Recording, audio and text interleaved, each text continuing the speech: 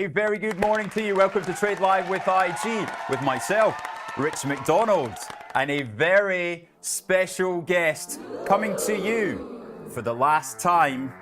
But let's make it a very special time. It is the one, the only...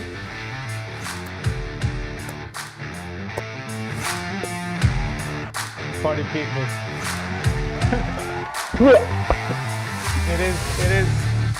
It's an absolute pleasure to be back here with you, Rich. Ronnie! How are we, sir? I've never been better. You know, it's the return of the Ronnie to the show. I have producer Phil to thank for bringing me back on. He took me out of this so-called sin bin.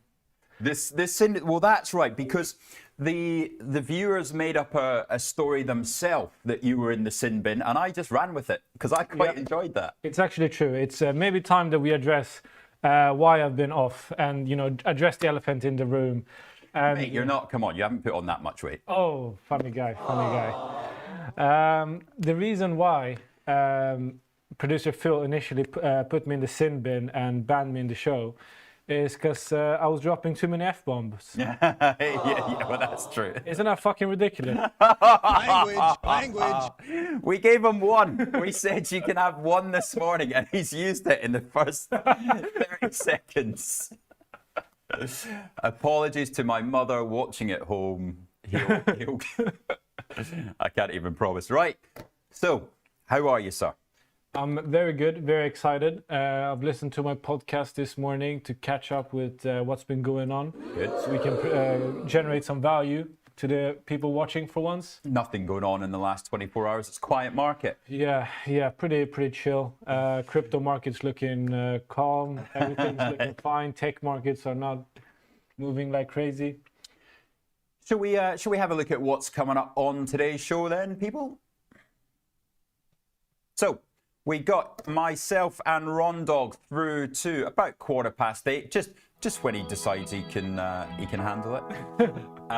We got Guess the Chart with a special dedication to Ronnie himself coming up then, and Elliot Harris joining me after that to talk about what is going on with volatility, and of course the big bet between him and I, who is going to be buying each other dinner by the end of the year if the market is up or down. I'm just watching Bitcoin carefully. I've just put a decent trade on Bitcoin that I think is an absolute beauty. Buying the dip, are we?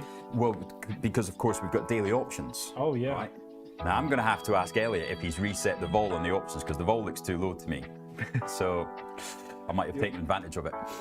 Right, coming up after that, 8:35, Angeline and John Mayer are mining expert. I met him for the first time in person last week, and what an incredible brain in the mining space, especially. 9 a.m, I'm going to chat what's going on with the US, all hours. And then what we got at 9:10, Ronnie? We got Expert Edge with Angeline Ong and Julian Wheeler. That's right. What a dream team. So, how's your holiday been? My holiday's been great. I've been traveling. I've been here, taking it easy. I even had my beautiful missus come to Sweden and introduce her to the family. Oh, go on. What did Mother Agnog think? Oh, she loved her. She loved her. I think she even loves her a bit more than me now. And right. Yeah, I even took her to my cousin's wedding, and she was in the family photo. So my mom said, "There's no going back now. You guys have to get married." Bless.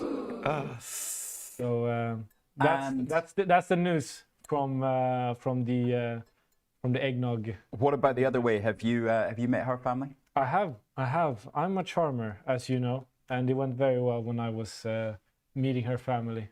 Yeah, bet there was no F-bombs then, was there? No F-bombs, very polite, very well-mannered. Language. Good, excellent. Right, and shall we do some work then? Let's do it. I'm ready. Overnight action.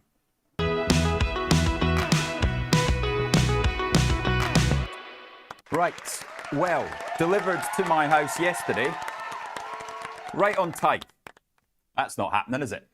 I was very surprised to see a perma bear like you with a 10,000. Not on the FTSE, buddy. I've always been bullish on the FTSE. This is my proud to be British moment. But Same here. Actually, passed my life in the UK test, so I am soon to become a British citizen as well. Even bought some footsie to celebrate. hashtag stop the boats. You're going to be a British citizen. I came here on a BA plane, my friend. And we'll send you back on mine. Okay, that's great news. So when do you get your passport and stuff? Well, I still need to. I've sent in all the documents and stuff. Now you just need to wait. As we know, the wheels of bureaucracy turn quite slowly. Yeah. But I'm looking at when the next Tommy Robinson rally is to show that I'm properly integrated. So there's some real big changes in your life been happening. Congratulations. Thank you very much, Rich. Good stuff. Very happy, very proud. Oh, thank you. But my love for Trade Live with IG remains. And is ever blossoming. Exactly. Right. Well, let's address the markets. So we Garth McKenzie absolutely dealt us a beautiful setup for yesterday because he said, look, we've now bounced off the 50-day moving average 4 times. Just be careful because if it goes through it, then you're going to see a subsequent move lower. That's exactly what happened yesterday in this S&P 500. So let's look. That is about a 5-day chart. And you can see how many times it tried on those levels to hold the sort of 6,666 region. It did not manage that, and it went right through. So that was the big sell-off yesterday, really from 10:30 in the morning again. We were up on the day. We were up 40 basis points. And that big collapse from 6,750 down to 6,640. Bloodbath. Is it really? No, not yet. I mean, we're still up on the year, very much so. 10%. 10%. We're still double-digit up on the year. So I think the sort of concerns that we're seeing are a bit melodramatic, so to say. I'm still long US. I'm still in real money, I might add. Oh, and you've graduated from the demo account as well. Look, I feel like we're all growing with Ronnie. Yeah. In real money, I am long S&P 500. Those beautiful days of that demo account, eh? Hey. Let's have a look at the futures this morning then, because they've already turned. The Nasdaq was down 1.1%. And Bitcoin was well and truly below. Oh, I have had such a nice trade on this. I was sitting outside speaking to Beachy and I went, the vol's wrong on this. This is too cheap. So I have bought a 90,000 daily call option, right? Now, this is only for professional clients, so apologies if you're not a professional client. But a 90,000 daily call option for 800 points. It's halfway there already. It's absurd. So you're thinking we're dipping below 90K today? No, sorry. So we were below 90K. We were at 89,700. Oh, that's where you... But that was down 2.4%. If Bitcoin ends up on the day, right, that's a, 2,400 rally. And you could buy a daily call option for 800 points. Sounds like... I think Elliot's asleep at the wheel. Well, you tell him that when he comes in. Just kidding. Just kidding. He's wide awake. Anyway, sharpest mind. So we've already had a 50 basis point rally in the Nasdaq in the last about 25 minutes. But European indices not looking pretty on the open. They are down 1.1%. DAX is actually down 1.3. Those are still on their lows. And vol hitting 22 earlier is now down to 21.7. What about commodities there with oil and gold, Ronnie? Well, they've had some, if you look at the sort of commodity and oil market in general, they've had a really, really strong year, pushing above 4,400, but now we're sort of seeing a pullback on it. So gold is coming down to the 4,000 level. My question to you is, do you think the 4,000 level is a new resistance for gold? Support, sorry, apologies, got producer Phil in there. I'm a bit rusty, guys. I'm impressed that producer Phil has picked that up. Yeah. He's more than just a pretty face, So I do believe that 4,000 is proving to be the new sort of support level for spot gold, and with oil, I think there's no end in sight on how low that can go. Okay. Which, yeah, you've always said that as well. So from about $65. So now trading 59.40 on WTI. So it's all just, it's bubbling up, isn't it? It's given us a real, the leverage in the system is just is coming down. Everything this morning I see is healthy. Everything last night is healthy. This is what we've been waiting for, and this sets us up for a really nice Santa rally. We are. But one commodity that has quite a positive outlook that's been taking a beating lately is lithium. Right. So the Chinese commodities company Ganfeng, their chairman predicts a 2026 demand boom, and they were up 1.45 on the day. And so if we look at the price of lithium, do we have that on the platform? I didn't know that. I don't think we do. But okay. It is an interesting. There's Ganfeng. Okay, let's get Ganfeng up. Okay. Right, go for it.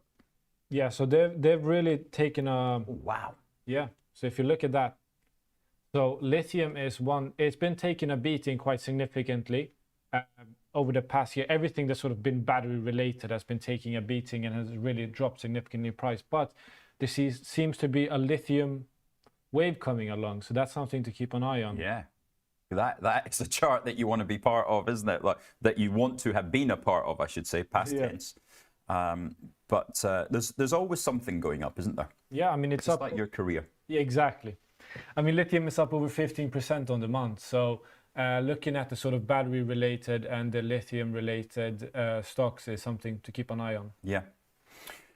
Good. Right, there are some, if you need cheered up this morning, there is some really good news in the newspapers. So I came in this morning reading the Times, and I was like, am I actually awake? I had to pinch myself. Market down, and some of these stories that I'm about to are real feel-good stories. So let me just get where I found this. Here is the first one. The UK is banning the resale of tickets above face value for live events. That's what the market really wanted to know this morning. That's what's moving the markets today. Well, StubHub was down 14%. They were. And it's going to be interesting to see how Live Nation opens up.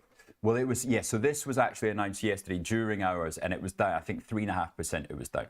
So, but it's tricky, isn't it? Because obviously the argument from the tout side of it, like StubHub and everybody, is that, well, then you get the resale going to the black market.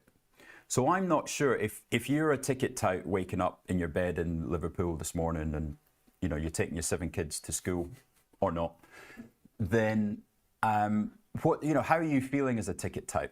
Is that good? I would be absolutely furious. I would no, but for the actual ticket tout, I'm talking about the guys that stand outside the stadium. Okay, those guys. Tickets. No, buy your tickets. For them, they'd be happy. They'd be happy because there's no longer a legitimate market to trade on. Yeah, so they can't. Well, they can still buy them in the first place, but they've actually got to turn up outside and exactly, with yeah. their big But jackets and the people who would usually go to StubHub or Live Nation or whatever market there is to buy secondhand tickets at a premium, they no longer have that option, so they'll go to the tickets. Well, that is one problem I see is I don't think I can go to events anymore because I'm rubbish at getting in and buying it in the first place. Too slow fingers. So are tickets still going to come on for resale from people that are genuinely, or it's great if you're somebody who's prepared to sit and as soon as the Oasis tickets come out, sit there for 7 hours, then that is actually going to, you're a big beneficiary, but that's not me, right? I want to pay 50% more and get it in 2 minutes. Yeah, but your bladder must be really difficult to sit and wait. Mate, you're not far wrong there. But I tell you what, waking up in the middle of the night, it does let you trade the markets. It's great. The prostate. Oh dear. Yeah, so that's one good news this morning. So, and then there was a second story that is just everything that is right with the world coming into one. Let me see if I can find it. Those of you that have been around the big apartment block in One Hyde Park. Have you been that? You know, when you go shopping in Harrods, Ronnie? Oh yeah, as I usually do. Yeah, what about the big apartment block? Are you not a big Knightsbridge kind of? I know I look like I hang out in Knightsbridge, just ooze of money, but surprisingly not. I'm more of a you know Whitechapel High Street guy. Nice. I'm trying to find the story. Apologies, I'll find that eventually. But basically, there is a ex-wife of a Russian oligarch that has had to sell her apartment in One Hyde Park for £26 million lower than they bought it. So they paid 60 million for it, and they've had to sell it for 34. That is outrageous. Doesn't your heart break for them? Yeah, I can't believe they have to go through that. That's why we at Trade Live with IG, we send out our sympathy to the people who have to sell their multi-million pounds for less than they bought them for. But if you are watching, you know, and obviously you don't have your home in Knightsbridge anymore, I do have a spare room, so I'm just up the road. And seeing as you've split up from your husband, then you know, bring your 34 million, and we can see what we do. Grind don't stop, eh? Yeah. Right, so that is a story in the Times this morning. And then what else have we got on the front page of the business section?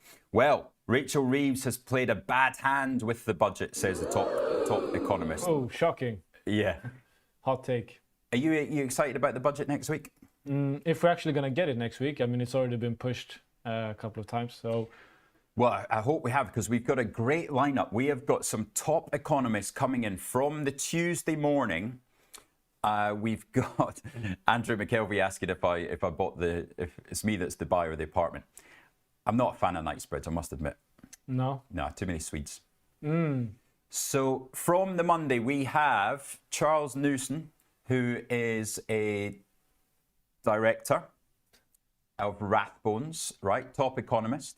And then on Tuesday at 9 a.m., we have got the ex-head economist at Credit Suisse. So he used to come onto the trading floor every morning and give us a kind of spiel of exactly what was going on. But he also worked at the Treasury. So I've managed to get him in 9 a.m. on the Tuesday. And then we've got Graham Dixon on Tuesday, who will give us the effect on the kind of mid caps. My man, Graham Dixon.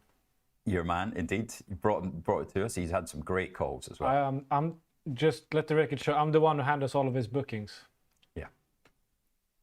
Right, and then on Wednesday, we're actually going to bring you a live reaction. So it's going to be our first ever afternoon show from about 1:30, I think. It gives us enough time to work out what has actually happened. On Wednesday, about 1:30 p.m, we'll be going live with a reaction to the budget. I'll be tuning in, watching eagerly. Like an eager beaver. Eager beaver, that's me. Now, Alphabet yesterday. If you were holding Alphabet and you were short Nasdaq yesterday, then well done you, because the stock going higher by almost 5%, because that man, or is it that man, Berkshire Hathaway, at some point in the last 3 months, have spent $5 billion on buying the stock, right? How much in market cap was added to Alphabet yesterday from Buffett buying $5 million worth? Was it 5% of a couple of trillion? More? $175 billion was added to the market cap for a $5 billion purchase. This is why the Nasdaq needs to go down. Okay, we got Perma Bear Rich over here. What I think is really interesting, if we actually digest it and look at it, it's with Warren Buffett, the great, the GOAT, possibly his last deal, as the article is saying. If you look at what he's done, But there's nothing to say it was him. It could have been the intern at Berkshire Hathaway, and they went, "Go on, mate, do a fantasy trade," and he went, "Yeah, I'll buy $5 billion of Alphabet. That's a good idea. Let's do it."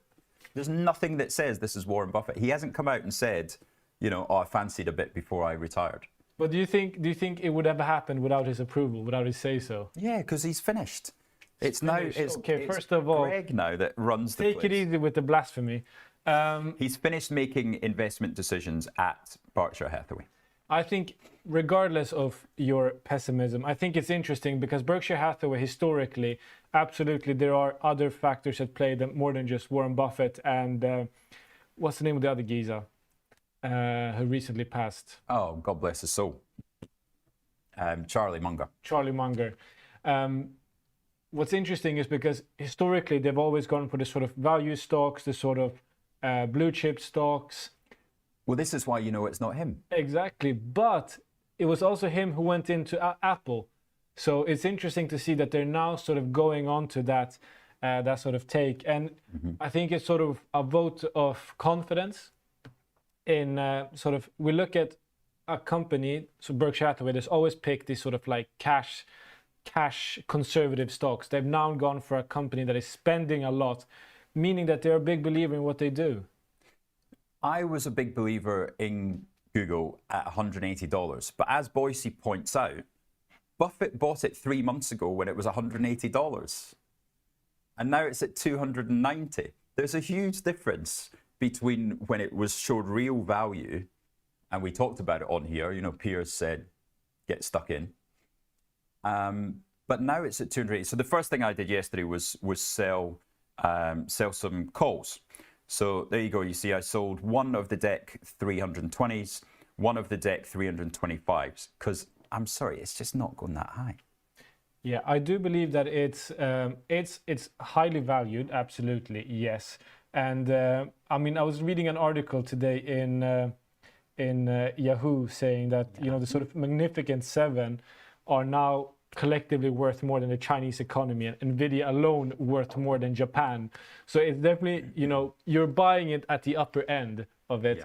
Yeah. But as Boise, very smartly points out, this came out in his 13F filing, which is reported on a quarterly basis, meaning he have built up this position over a 3-month period. He didn't jump in on his IG account and said, "Market order, buy me, 5 billion worth notional." Have you ever taken a call from a big dog? Oh yeah, we have this one client who I'm not going to mention, but when he calls, everyone sits up. You sit up straight when he calls. I love that. The reason I had I got rejected on the orders when I'm trying to buy for him because it was breaching the notional consideration of my allowance. I think it was a $20 million trade. So I had to split the order up in order to fill him because he was so big trades. That reminds me of Credit Suisse. So we had a young sales trader at Credit Suisse, and there was a hedge fund called GLG, and there was a guy called Philippe Jabra that came out of GLG and formed his own hedge fund, right? Now, Jabra used to throw it around in size. So this young sales trader picks up the phone, okay, and the head trader at Jabra gave him an order, and he wanted $10 million of Nestle. So it wasn't, it was like a normal. Guys, I've got Philippe on the phone. I need a price in Nestle. And of course, everybody went, "Holy shit, it's Philippe Jabra." His head trader was called Philip. And he said, "It's Philip here." And of course, the young sales trader got all excited and thought it was Philippe. So that was certainly everybody sitting up. And he never heard the end of it. Well, at least I don't think you can ever take a trade too seriously. And speaking of trades being taken seriously. Oh, good segue. Not sure if I can release this information or not, but when we book trades, I wanted, as you know, I've been a very big bear of WPP. And when we book trades, we see everything is booked to a dump account. So we don't see who's booked it, we just see the direction and the size.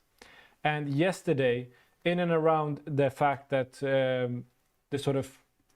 the takeover talks came out. Yeah, that we said it opened surprisingly low considering the positioning and the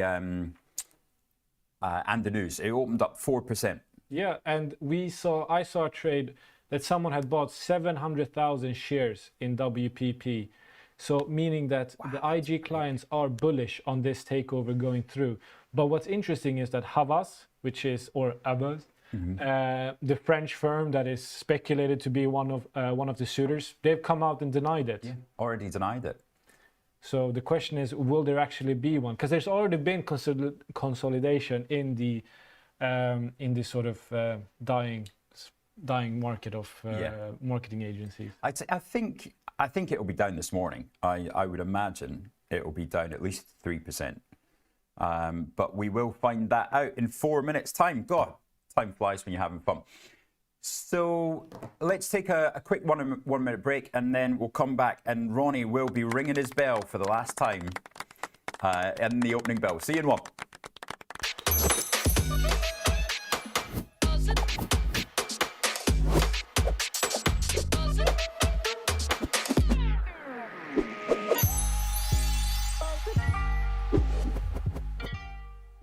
Hello, I'm Axel Rudolph, Senior Technical Analyst at IG and Fellow of the Society of Technical Analysts with over 30 years experience in trading the financial markets. Every Monday I break down a carefully selected trade setup live in my Trade of the Week. Whether you're new to trading or have years of experience, Trade of the Week will help you to generate powerful trade ideas and execute them with precision using stop losses and profit targets. So if you're looking to enhance your skills and boost your confidence in the markets, join me every Monday for my Trade of the Week live on Trade Live with IG.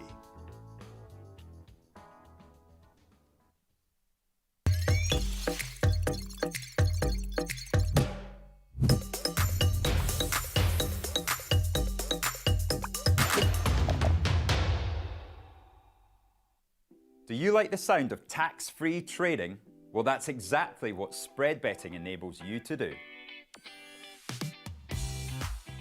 This tax-free way of trading lets you speculate on the price of over 17,000 financial instruments, like shares, indices, forex, and commodities, without actually owning them.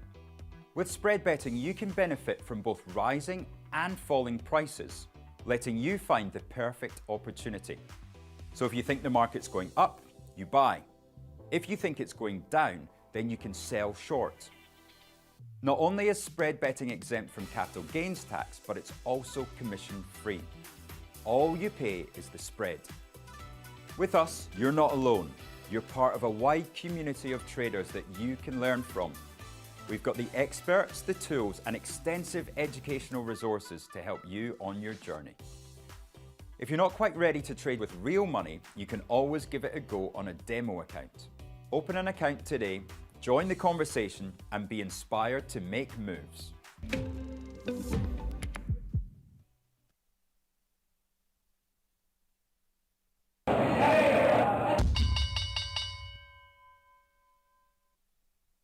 Hello and welcome back to Trade Live with IG. You're joined by me, Ronnie Agnig, and my assistant, who has purely been selected because of his great looks, Rich McDonald. I will happily be your assistant. I will be your wingman any day. Oh. Do you know, I actually said that to Tom Cruise once. Really?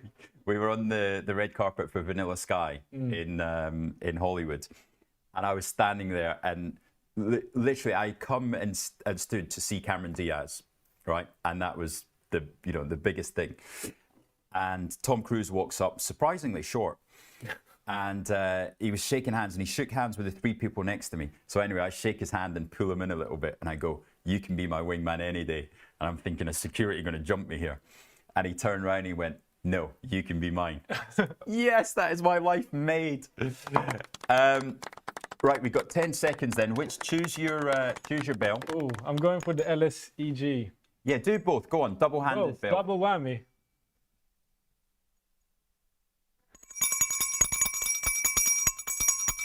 That's a great shot. There's one for your mum's scrapbook. Or my mum's scrapbook. Right, so the FTSE down hard. Barclays are getting hit first thing. It is down 3.3% with HSBC down 2%. Touted George Osborne as their potential chairman in the future. Yeah, they initially rejected him, but now they're coming back because they're running out of options. I mean, George Osborne has a great track record of working well with Asia. So it could be a good shout. There's WPP down 4.7%. The miners are getting hit hard as well. Down 4%, BHP and Rio Tinto. So are the banks. Yeah, take us through those banks. Yeah, so we got NatWest taking another beating, and Lloyds, who pushed above the 90 level, are now coming back. Interesting to see. HSBC, Standard Chartered, they're all dropping more than 2%. I think there's a lot of fear going on with Rachel Reeves' budget coming out. Clearly. We'll have a look at gilts in a second. BP down 1%. ITV giving up some of its recent gains. Fresnillo, we'll take a look at the silver price in a second as well. But there is the beautiful AstraZeneca. That's where you want to be hiding this morning in your pharma and healthcare. Yeah, AstraZeneca, that is our favorite ISA holding. You have it in your ISA, right? AstraZeneca, no, I let it go. I let everything go, basically. I went 100% cash. Now, yesterday, just to make sure everybody realizes what I meant yesterday, I'd start buying things in my ISA, but my workplace pension is still 100% cash. But I've started nibbling. That's very un-IG of you. Unhygienic? Un-IG. Un-IG? Yeah. No, it's with St. James's Place. Even worse. You guys are listening to this guy for investment? I'm telling you, I need to get out of there. Right, is there anything that stands out there as surprising? Not really. Miners are down quite heavily. The one that's standing out to me is Scottish Mortgage Investment Trust. I did recommend it to my father-in-law. So that one I'm watching. Your future father-in-law? Hopefully. Oh dear, oh dear, oh dear. My future father-in-law. So I recommended that one to my future father-in-law. So I have it in my watch list, and it is breaking my heart when I see it go down. IAG week there as well. Let's see if the airlines in Europe are just as bad. So what's at the biggest losers in Europe, Ronnie? We've got ABB, the Swedish automation manufacturing company. They've sold their automated parts to SoftBank to free up some capital, which I think is a poor mistake because that's where the future is lying. Deutsche Bank, which has now come out and said they want to become the biggest European bank. That was on their strategy day yesterday. Yeah. Good luck with that, guys. Well, they're certainly not getting bigger this morning. Down 3.6% there, as is SocGen, down 3%. And then airlines getting hit in Europe as well. Ryanair down 2.5%. I haven't looked at EasyJet for a while. We'll look at EasyJet in a second. They are all down. However, in airline news, Airbus are doing a big delivery to Gulf Air. Right. So that's where the money is. There's always money flowing from there. Oh, yeah. Is anything up? No, I don't think it is. No winners in Europe. Wow. Oh. Red across the board. Let's see. Has that Havas is in auction, which is prolonged auction, which is interesting. I'm guessing that got hit yesterday on that news. So that might actually be recovering. Yes, look at that. It did get hit yesterday. Look at the 5-minute chart from 145. Oh, not really. Yeah. Well, I don't know. Let's see how that one opens then. Now, on the commodity side, I said that we would look at silver. Why is Fresnillo getting hit so hard? Surprising. Only down 70 basis points in silver. You would have got a sell-off yesterday. Oil there down 70 basis points as well. But it is really, where's iron ore? Iron ore 770. That hasn't really moved that much either. So it is a story in the indices. Ronnie, take us through what the indices are doing there. Yeah, so we're seeing down across the board, Asia are opening up, or the only ones who are opening up in the positive, but they had a really rough day yesterday with Korean, Hong Kong. Well, producer Phil's actually got those moves overnight for us. Oh, interesting. Producer Phil. He stepped up. There we go. Look at that. So they all had a rough day yesterday, so they're coming back slightly, nowhere near where they were. So the 0.06, it's not really much of a comeback, but they are sort of coming back slightly. But across Europe and the Western Hemisphere, we do see the indices being down across the board. My question to you, Rich, is what is fueling this? Do you think it's concern about, you know, American politics? Is it Reeves in the UK? Is it political uncertainty in Europe? Honestly, what started it was the weekend that we had a month ago, where Bitcoin had that massive gap down. Yeah. That has really broken the crypto market. And I've had this from two different sources. Funding in crypto is really getting killed. I know one fund, for example, that was paying 9% interest rate on their leverage. They're now being asked for 52%, right? Now, they lever 3 times. They lever the investor funds 3 times, and they pay out 15%. So if you're getting charged 9%, but you pay out 15, that's great, right? Everybody's happy. Yeah. You start getting charged 50%, it just doesn't work anymore. And that's what happened to a lot of crypto funds, and that is the stress in the system. And that's 2008 stuff. So that's been going on in crypto now for the last month. That's why Bitcoin's dropped 30%. And that's why all the crypto bros that have got their, had their big profits in crypto, they're the same guys that own the Palantirs and the quantum stocks, right? So as you start to lose money here, then you've got to start selling all this stuff that you've got on leverage as well. Yeah. So the whole system has just had to de-lever, and about bloody time. About bloody time. Permabear Rich is right for once. I mean, Bitcoin is interesting, as you say, because it's given back all of the gains that it's gotten from the Trump election, the Genius Act, and whatever you might call it. Sort of breaking the 90K barrier is a big sort of mental fortitude. But we've seen this before, right? We've seen Bitcoin, we've seen crypto dropping significantly, then it coming back. It's part of the cycle. Well, I'm a lot more constructive now, because and anybody that says you can't time the markets, we were shouting from the bloody rooftops, there's a bubble, there's a bubble, there's a bubble.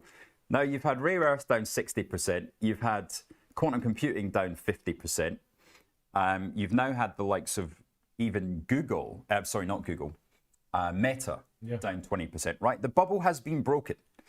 Bitcoin bubble's been broken. And so now we're back to a stable point. And if you're, had moved all your money into cash, you can now go in and pick off the really good opportunities. And I think there's starting to be some really nice opportunities. So you're saying that we've hit the bottom? No, there's selective investments now that are getting thrown out with the bathwater, and they are my new babies. Speaking of... Like apartments in One Hyde Park. Speaking of babies being thrown out with the bathwater, one company that's sort of flown under the radar, that is one of the worst performers in the S&P 500, is Dell. Yeah. They were double downgraded by Bank of America. They were from overweight to underweight, so not to hold, but to underweight. So they've been cut, and they're down about close to 10%. So if you look at that chart, that's not a beauty. There's so many of these stories now, isn't there? Oracle, Dell, everything that's had these beautiful moves, and then that's traded from 165 down to 121. Yeah, it's. I mean, a lot of the talk is that coming from the sort of the overhype of the sort of memory chips. and that it's going to hit the bottom line of the hardware manufacturers such as Dell. But Dell are also very sort of big in the sort of data center space. So in my opinion, I'm not sure this is completely justified, because their business model is derived from more than just these sort of computers. Well, yeah, that's good enough reason to be short. Exactly. But they're also big in the data centers. Were you the one who stole Mini Cooper's computer? It wasn't me. It wasn't me. All right, Shaggy. Was it you? Do you know who it was? Why would I steal a computer when I have a perfectly wind good him up. one myself? Poor guy was almost crying. That is true. He's a sensitive guy, but we love him for that. Yeah. But they asked him if he reported it to the police. really, someone once stole my blueberries in the fridge, and I almost reported them to the police. Your blueberries in the fridge. Yeah, they were organic. They tasted great though. Yeah, you need the antioxidants, mate. Right. Well, unfortunately, TipRax has not updated that. But to give you an idea where all the analysts are, Dan Ives has had a proper slap in the face in the last 4 to 8 hours. Tom Green? No. Roberts? Tom Lee. Tom Lee has absolutely been murdered because, of course, he has a stock now and he's got a fund. And this is Tom Lee's fund. Since it hit the top, of course, it is a big Ethereum miner. Let me get that over here. There you go. And, all these guys that were the ones that were dancing at the front of the stage for the last 6 months, they're really getting it handed to them now. Again, a bubble that is down 50% in a month. I don't understand the business model of Ethereum miners or treasury companies. I can see, I'm not bullish on the strategies of the world, the micro strategies of the world, but I can see the value in that. You're mining and you're holding a scarce asset, but there's no scarcity of Ethereum. You can mine as much as you want, Solana and every other cryptocurrency as well. So I don't really see the value in those. I'd be confused. I mean, he talks a great game, and that's the problem with these salesmen, right? Raoul Paul is a salesman. He was a salesman at the same time that I was trading. He was across the street in the hedge fund opposite me. But he is a salesman. So when he talks 200,000 Bitcoin, 250,000 Bitcoin, Tom Lee's still saying that Bitcoin's going to be 150,000 by the end of this year. Well, I'll tell you what, there's an options trade that you can put on that's pretty bloody amazing for that. Ronnie, what are you thinking crypto here? I think we've seen this before, right? It's part of the crypto market that it drops, it halves, it comes back. I mean, it's all relative, right? We can look at it and say, it's come down from 120 to 90K, but it's still at 90K. It's an extremely valuable asset. It's not really as valuable as it would be. But if we zoom out on the Bitcoin chart. Well, let's do that for you. Because let's, chart, please. Chart up, please. Beautiful. Make it snappy. There we go. Yes, sir. There you go, sir. My beautiful assistant. See, this is why I like you. You see, if we look at the chart, it's going up, it's coming down to levels, and it's going up. So continuously, we've seen this pattern before. I'm not gonna try to time this market, because more money has been lost in trying to time the market crash than in the crashes itself. Technically, you are. I'm not trying to time it. But you have, haven't you? Hey. Hey. Bada bing, bada boom. All I'm saying is that I don't think there's that much reason for concern. We see this constantly over and over again. Bitcoin goes up, everyone jumps on the party. Bitcoin comes down, everyone says Bitcoin is over, crypto is over. It's cyclical, comes back isn't it? up. Yep. That's why I think it's beneficial to look at a provider like IG, where you can trade Bitcoin and other cryptocurrencies unleveraged. Mm-hmm. So you can hold these sort of downturns, and you can hold these sort of downturns without bleeding money and paying overnight funding and being cut out. That's it. And not on the likes of Revolut, where you pay a 1% spread. I don't have a crypto account open, and I went on to Revolut yesterday, and I was going to buy some Ethereum, and it like instantly you lose 1%, and then you lose another percent when you're selling it. Yeah, it's insane. It's daylight robbery. Yes. That's why we go with IG. So, unfortunately, this is the last time you're going to be on the show, which, you know, there are some tears out there. I feel them already. And that is very sad to say that we are losing you, aren't you? You'll have the emblem engraved on your chest forever. I'll carry IG and trade live with IG with me. But you're very right in saying that I am now working my last 2 weeks at IG, and I will unfortunately, with a heavy heart, be moving on.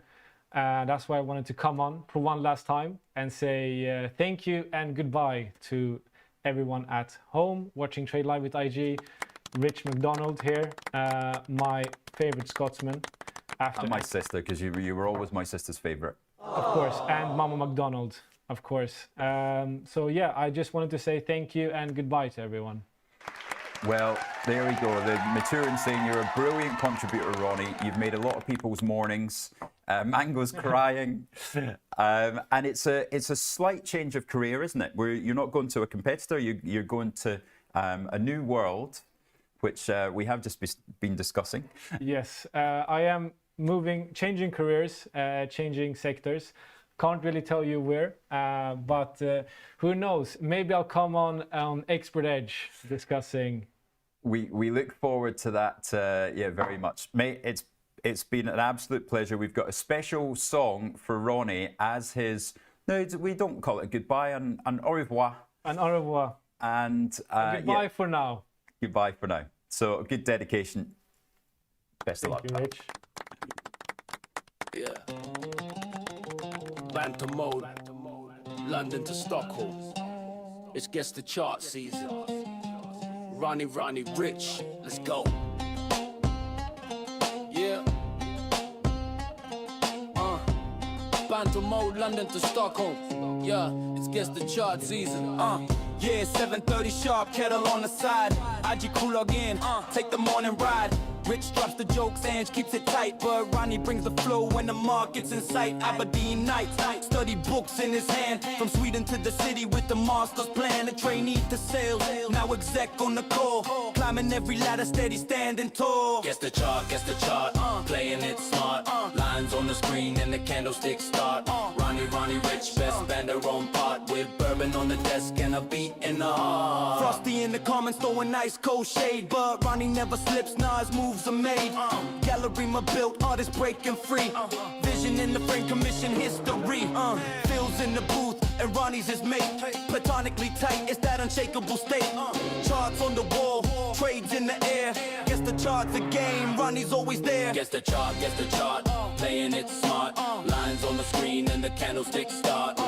Ronnie Rich, best band their own part. Big trades in the rhythm, cheeky work of art. From Tesco to Barclays, Shell to the skies. Rolls Royces flying, the market never lies. It's not advice, just the laughter we bring. But Ronnie's in the center, the king of the ring. Guess the chart, hear the call. Ronnie Rich, banter for all. Trade lead with IG, we stand and applaud. With Ronnie in the story and the crowd saying God. Swedish roots, Aberdeen brain. IG floors, he's in the fast lane. Guess the chart's the mask, but the truth in the art. This is Ronnie's story, written in the chart.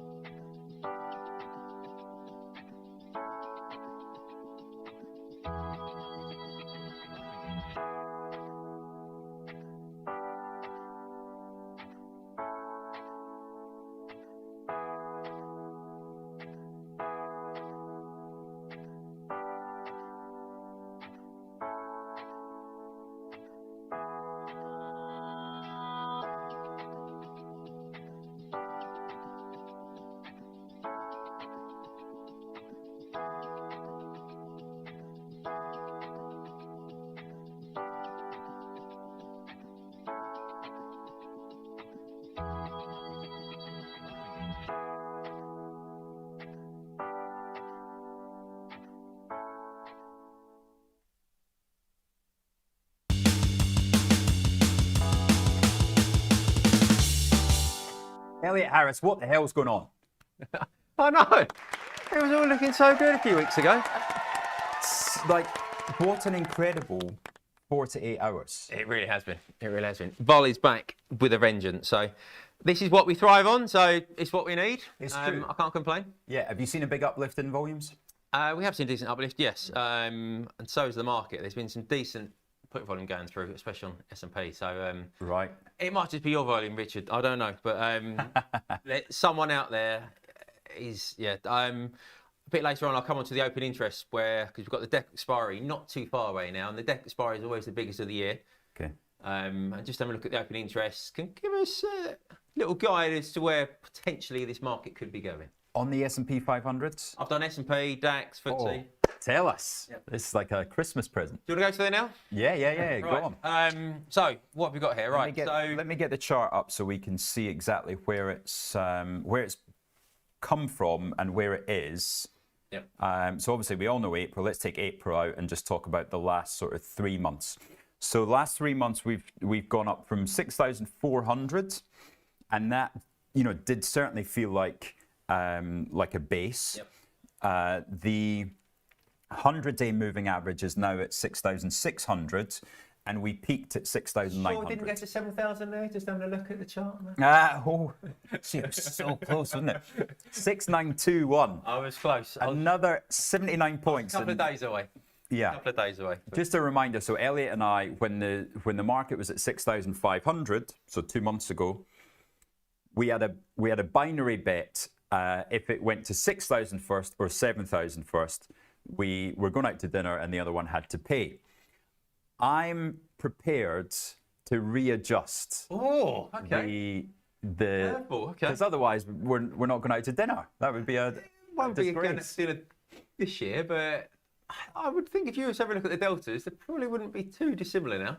If you were to have a look at the charts, I was meant to have a look actually before I come in, but I didn't have time. The clouds just keep on phoning me, and I keep have to push them back. But hey ho. So yeah, how are the strikes looking then? Right, so as I said, debt expiry not too far away now. Generally, is the biggest expiry of the year. Certainly the one that I get the most excited about. Historically, we've had some real aggressive moves in the auctions. Plus it's the end of the year. It's the last real day of trading, isn't it? Yeah, so you get a lot of, say you're sat on a large book and you're near your strike, you can have some funny events that happen in the expiry. Yeah. You can it's often a lively week. Like for example, I've seen Dow move 400 or 500 points during the auction alone. Wow. Yeah, and not always in the direction that you would expect it. Yeah. So I've seen people make and lose quite a pretty sum. So it's often quite a big... right, so in terms of the open interest, I was just having a look on the Bloomberg before I came in. It's often where you get a lot of the open interest as well. So, for example, on the DAX, December options carry almost 50% of the open interest in the options market. Wow. Which is enormous if you think that DAX options probably price out to 12 or 18 months. And then you've got all the weeklies and you've got all the short terms as well. You've got your end of month contracts. How far down can we go in the DAX? So in terms of where the open interest is, on the top side, on the call side, you've got just under 2 billion notional worth, rough centered around the 26,000 call, which is roughly 12% away. Now, that to me would feel slightly too far. So I expect that open interest to shift again today. Obviously, what DAX has been smashed the last 2 days. I'm expecting that's probably going to readjust to maybe closer to the 25,000. I think we'll see that in the next couple of days. On the downside, similar notional amount, roughly 2 billion on the 22,000 put. 22,000. Okay, so all right, that's a lot closer. So that's 5% away. Near enough. 6 or 7, yeah. So what you can see is that when you've got huge open interest on these strikes, is it can act as a pull. Yeah. So okay, now we're still a fair way out. You're not necessarily going to get the pull that you may in the expiry week, but if we're a couple of points away. And just explain in layman's terms why that's like a magnet force. It depends if you're short or okay. What I can't tell is if the bigger participant on that particular strike is buy side or sell side. Yeah. There's famously in the options market, you've got the JP Morgan strangle, which is placed every month or definitely every quarter in terms of a real sizable trade. If we're getting towards one of those strikes, you might see the market just kept above that put strike, say. Conversely, it might be that there's a huge buyer of that particular strike at the moment. As I said, on S&P, I've seen decent volume going through over the last week or two on the downside. We've not seen for a couple of weeks now. Yeah. So that's been a real shift in the sentiment. So yeah, if you've got a decent player there on the buy side and you're getting close to that strike, you can actually see the market smash through that strike as the delta's covered. And of course, so let's say I'm a $1 billion hedge fund, right? Or even a long fund, sorry. And I've got $1 billion of long positions, but I want to hedge that against the market going down. I will buy a put over for $1 billion. Now, I don't do anything with that because that's already there just to protect my assets. Whereas the bank that sold me the put has to sell more as the market goes down. So the market's pushing you towards the and then as you get close to that strike, you might get pushed through it and momentum builds, and that's how you can get these aggressive moves, if you like. And so that's gamma. That is gamma, which is the rate of change of delta. And I mentioned S&P. Obviously, S&P is by far the biggest options market out there. You got 47 billion notional on the 6,700 call, just out of the money, so that's no real surprise. 280 billion on the 5,000 put. There's loads of activity going through on the 5,000 put. Now that would be a monumental move, but on all the puts going down. Let's just get that up, please, guys. You know, won't be paying much for a 5,000 put. Cost you 6 ticks. Had we looked at that maybe a couple of weeks ago, you'd have picked that up for a couple of ticks, I reckon. Yeah. You really would have done. So you've had a 300% gain, even though it's... So really are beginning to see decent put volume now going through on the S&P. So as I said, last week, definitely feels like the AR bubble is... Go on then, let's pop in if you like. I'm gonna sell £50 a point of that 5,000 put. There we go. Right. There you go. So AR bubble definitely begins to pop. That's for me a major driver, but also we've seen a significant shift in the deck rate cut odds. We really have. 3-4 weeks ago, that was a nailed on certainty, comfortably over 90% that we were going to cut again in deck. When I came on last week, it was roughly 66%, so two's on shot for old money, if you like. Now it's roughly a 50-50. 46.4 now. Wow. So there's been a real change in the sentiment there. You've got the Fed minutes out tomorrow. That's likely to be messy for me, I think, because for the first time in a long while, they're all singing kind of from a different hymn sheet. So you're going to have a lot of differing opinions. So I don't know how much the minutes are really going to tell us. But the key data this week, apart from Nvidia out on Wednesday night, so I'll be looking out for you on Thursday morning trading our daily Nvidia options, which are a nightmare to price after earnings. Key piece of data coming out on Thursday, September non-farms. Okay, now I was having a look at the SPX options. They obviously price every day. There's a real kink in the curve there for Thursday. Currently implying roughly a 1.6% move, which for a non-farms is as big as we've seen in a number of years, I would say. I'd say the last couple of non-farms, even CPIs, we've probably had an implied move sub 1%. So sub 1.6% implied move on non-farms, and that's aggressive. So especially all when eyes on that. So out of date. Exactly, I know, but it's... but that's the Nvidia... That's the Nvidia move. No. Because that'll be Thursday, won't it? I've stripped that out. Sorry, right. Yeah, so that's just implied Thursday alone. Okay, you might have a little bit of... There's no way of telling how much Nvidia's going into that, but I think a lot of it is on non-farms. Wow. So that's the biggest data release we've had in quite some time. Yeah, it's great that we finally got some data coming. The market's been desperate for it. It really has. Really. We don't know how much we are going to get, but certainly, yeah, the S&P options for Thursday, there's a real kink in the curve there. Yeah, fantastic. Currency. So we've obviously talked about the budget previously. Yep. It's becoming more in focus now with these silly headlines and the U-turns that she's doing. How are currency options looking now? They're really not fast. Really? If you get up the pricing, actually, I mean, it's interesting because the market knows best. yeah, Right. So actually now, I think the market's flat week to week.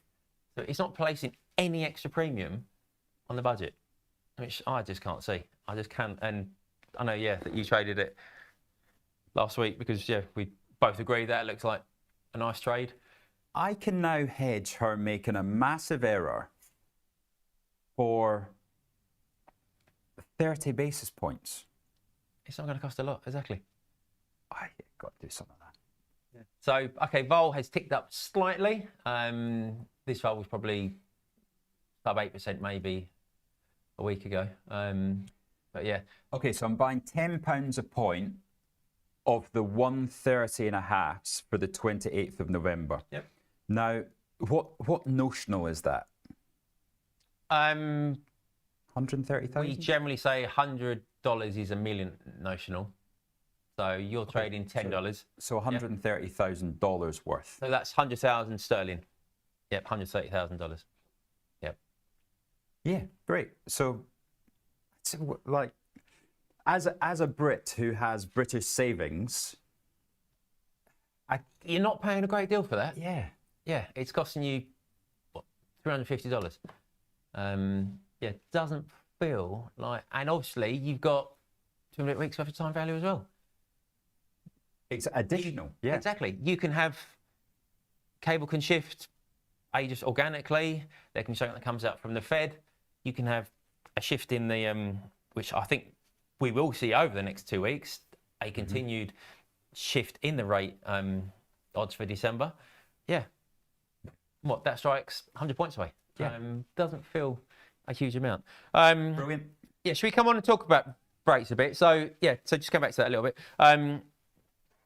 While I did a speech yesterday, Waller's basically the key man who's continuing to push for a rate cut. And he basically made all these points. The economy's slowing, the labour market's weakening, interest rates are causing havoc in the housing market. For example, the income you needed to afford just a medium-priced home, nothing flash, is up 50% since 2020. Ooh, wow. Now Wow. that is just hurting your everyday man. Yeah. And also, consumers at the moment, I think, aren't able to make the big ticket purchases that kind of keep the economy going, if you like. So Are you he's telling very us- much in the rate cut, and Yeah. I agree. If I was on the Fed board, I'd be pushing for the rate cut, but I'm not so sure they will now. Are you the buyer of the £36 million apartment this morning in One Hyde Park? I went to see it, but I didn't like the view, so Yeah. I gave that a miss, that one. You want the park view, not the Knightsbridge view. Makes sense. And the penthouse is gone, isn't it? 130 million for the penthouse. So That was pushing it slightly. yeah. Right, Elliot. Thank you very much as always. It's a pleasure. How nervous are you going into that combination of Nvidia and non-farm? There is some nerves out there, definitely, definitely. There's a real. What we have seen is you've kind of seen key drivers that have, like for example, Thursday there was some hawkish comments that came out from the Fed. Now that caused the futures overnight to come off aggressively. You then saw a buy the dip mentality come in. But any momentum on these buy the dips doesn't really last. Yeah. We've not seen a sustained bounce back again, and the bounces for me are getting smaller. True. I think we are, for me, I've really stuck my neck to the defence post and said, right, okay, I'm all eggs in the bullish camp. We're hitting 7,000 comfortably by year end. Yeah. I'm getting I nervous. think 7.2 you said, actually. Yeah, that's now. Well, Are we going to reset the parameters of the bet? I'd not be yet. prepared. Not yet. Not yet. Go on. Give us something to think about. Go on. Do it though. I'd be prepared to come up to 6,400. Yeah, but we could get there in a couple of moves. Yeah, but I'd need to probably come down to probably 69 then. But I need to have a look. Let me look at the deltas and we'll talk. So keep it as it is. It's a good bit of fun. Be updated next week. Be updated. Good stuff. Thank you very much. We've got John Mayer coming up, our mining expert, in about 3 minutes. Join us then.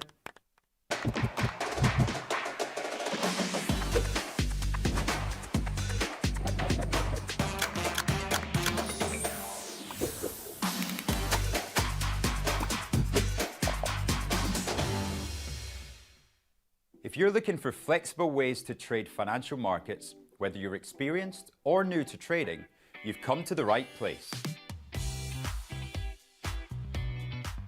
CFDs let you speculate on the price of financial instruments like shares, indices, forex, and commodities without actually owning them. You can benefit from both rising and falling prices across 17,000 markets, letting you find the perfect opportunity. So if you think the market's going up, you buy. If you think it's going to go down, you sell.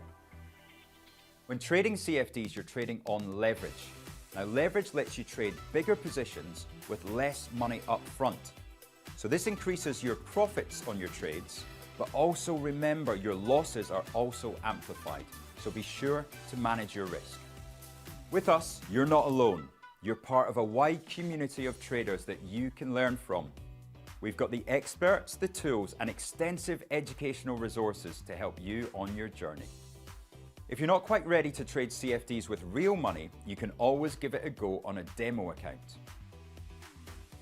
Open an account today, join the conversation, and be inspired to make moves.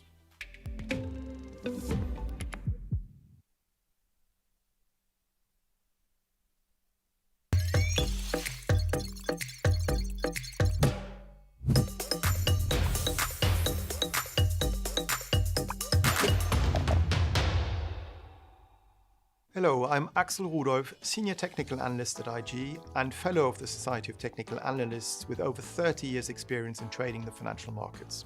Every Monday I break down a carefully selected trade setup live in my Trade of the Week.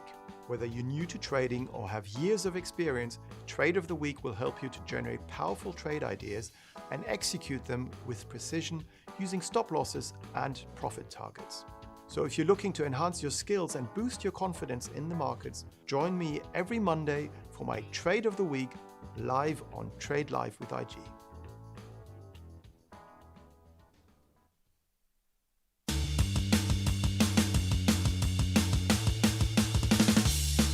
Hey, trader friends, welcome back to the show. And we have the one, the only John Mayer from SP Angel in our commodity corner. Welcome. Morning. It was so good to see you last week at the IG Prime event. Yeah, it was good. Yeah. Lots of interesting investors. We had a few drinks to catch up after that because it's not often that we have the pleasure of having John here live with us. We've got tons of questions that have come through already. Good morning, Andrew McKilvey. Good morning, Arsax, Boston, Frank as well, and Steve Davis. Straight in with a question. Stories about yttrium and lithium in the news. Any comments on that? Well, lithium prices pushed through $1,000 a ton yesterday, really lifting the market. And in fact, quite a lot going on in the lithium space. We recently raised money for Savannah Resources. So that's good. It shows that the investors are keen to come in. Some new funds coming in on that fundraising, and Savannah moving towards developing Europe's, a major lithium mine in Europe with good grades. So I hear that this mine as well is makes up or is expected to make up for a big percentage of lithium as well. Well, it would for European lithium, definitely. You've got the Chinese still running around the world trying to produce as much as they can for their own market, but Europe needs to secure its own supply chain. So you've got Savannah and you've got Stillwater up in Finland. So you know, Europe is beginning to catch up, but it's a slow old process, and Savannah is well advanced in terms of understanding its project and preparing for the engineering to start that. I mean, Sibanye, I'm just looking at that right now. From a technical viewpoint, friends here, this has had obviously a big fall since its heady highs in February 2022, but it has found a base as of early this year, January, and from that base, it has marched higher, still above all those EMAs there, as you can see. Sibanye is more of a gold and platinum company, but they're very adventurous people, and they played the cycle brilliantly. They acquired Goldfields assets, they acquired Lonrose platinum assets in South Africa, so they're quite South African centric. But they also acquired Stillwater. I mean, we're talking about over many years for the platinum and palladium over there. It's more palladium at Stillwater, and they acquired something in Europe for lithium. So I think they continue to grow. They're often quite leveraged, but that gives you upside as an investor. So actually, as a group, I love it. Nice. We're doing this a bit back to front because we were planning to do lithium later, but because Steve has asked that question, let's go with it. Because on Thursday, I've got the CEO of Kodal coming online to speak to us, and it's a very interesting time for Kodal. I mean, not just lithium, but also what's happening in Mali. Well, we act as nomad and broker to Kodal, as we do for many of these companies, including Savannah. And yeah, they've got some challenges. I mean, they recently got their export permit to export lithium out of Mali. That took a little while. They have to work through these processes, and they settled various issues with the Malian government that was looking for a bit more cash. And they worked their way very successfully through all that. But the problem in Mali right now is there are these bandits. They like to associate themselves with Al-Qaeda and other terrorist organizations, but in reality, they were just Tuareg bandits. And they've been... Bandits imply that they just take stuff, but they're actually doing more than that, aren't they? They are. They're hijacking and blowing up stuff up. Yeah, fuel convoys to the mines, and that is becoming an increasing problem. There were threats that they might take over the capital city, Bamako. I really don't think there's much chance of that. I mean, there's a huge difference between banditry on highways and actually taking over a city. And so the military junta in Mali is organizing itself. The African Union is perhaps looking to mobilize ECOMOG and get involved and restore order in Mali. So personally, as an investor, I quite like the risk of going into Mali, but it is quite a big risk. But I really don't think the West wants Mali to fall to a bunch of, shall we say, Al-Qaeda affiliated bandits, which is always a threat, but I don't think it's going to happen.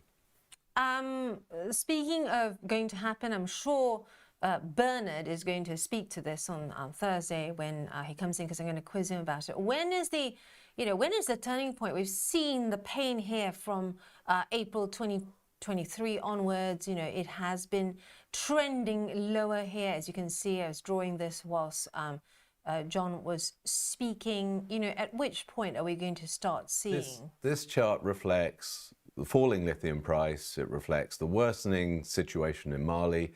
It reflects the issues of the Malian government effectively extorting cash out of the gold mining companies. And it also managed to get a bit of cash out of Kodal as well. But Kodal negotiated very successfully and pragmatically with the government and actually had a good solution there. Now, they were lucky because they weren't actually in production during that negotiation, and now they are able to export their lithium out through the Ivory Coast to Hainan Mining, who are their joint venture partner. So they had the Chinese helping them there. So I think Kodal will continue to do well. But of course, investors are naturally concerned about the Malian situation.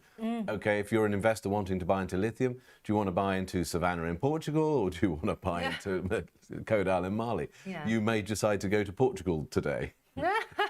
And Rag saying Mali sounds mental when you live in sleepy Scotland. Well, Scotland not that sleepy. The last time I was there, having a great roaring time in Edinburgh. Let's have a look at gold, so that Cam has an opportunity to press that gold music button that he's devised for us there. Gold having a bit, speaking of sleepy, having a bit of a sleepy moment there. We're seeing, you know, this consolidation around the 4,000 mark. It keeps trying to head higher, but it keeps being pulled back to that 4,000 an ounce level. What do you make of gold in the next few weeks? Well, look, there's clearly a lot going on in the gold market. You know, one minute we see gold ETFs increasing, and then they decrease a bit, and then they increase again. There's lots of stories about China, whether China's central bank is reporting much of what it's really been buying.